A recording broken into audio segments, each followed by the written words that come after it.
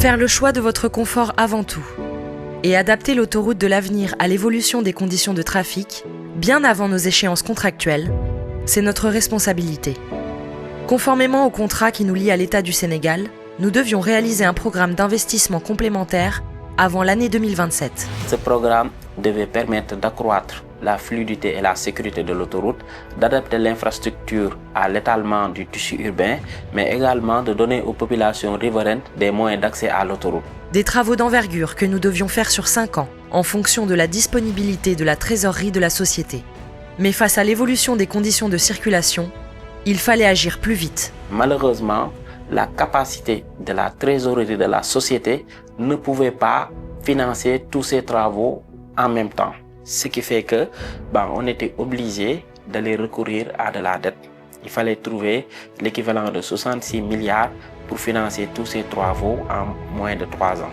Une dette contractée auprès d'un pool bancaire qui nous permet alors, en très peu de temps, d'agrandir la barrière pleine voie de Rufisque, de compléter les diffuseurs de Keur-Massar et de Rufisque-Est en y ajoutant de nouvelles bretelles, d'élargir la section de Thiaroye à Rufisque à 2 fois 3 voies et d'éclairer l'autoroute entre Keur-Massar et Keur-Ndiailo. Des travaux titanesques, réalisés sur une autoroute en service par des équipes courageuses, avec 1 année d'avance sur le contrat. Aujourd'hui, nous sommes fiers de constater que le programme d'investissement complémentaire prioritaire a été achevé et les constats sont intéressants. D'ailleurs, le temps de parcours entre Dakar et l'aéroport a diminué de 15%. Les accidents ont diminué de 20% sur l'axe Dakar-AIBD, ce qui est extrêmement satisfaisant vis-à-vis de la sécurité des usagers, mais également l'infrastructure respire mieux. Les Sénégalais sont beaucoup plus à l'aise de circuler librement sur une autoroute élargie. Une infrastructure plus fluide et plus sûre aussi, qui maintient son niveau de service aux normes internationales. Un engagement pour la mobilité urbaine pris avec nos clients et honoré, encore une fois.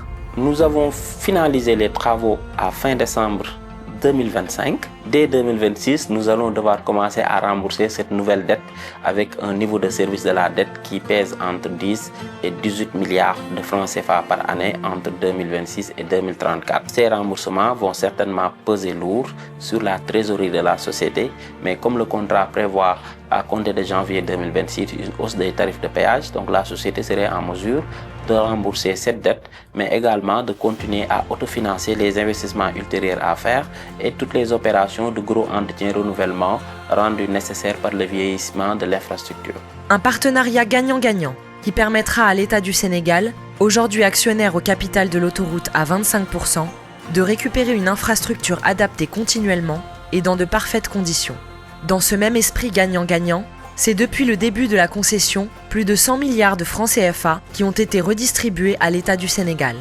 Un partenariat dont nous sommes fiers et qui témoigne de la confiance en notre savoir-faire en matière de gestion autoroutière. Le groupe Eiffage reste engagé à exploiter cette autoroute selon les standards internationaux afin de garantir des conditions de sécurité et de fluidité satisfaisantes pour les usagers. Nous garantissons et nous continuons à travailler activement sur nos charges pour permettre la profitabilité au bénéfice des 2 actionnaires, notamment l'État, et ceci dans l'optique de pérenniser cette concession, de montrer l'intérêt et les avantages qu'elle peut susciter pour les 2 parties et de lui donner la meilleure espérance de vie pour le restant de la durée de concession elle-même.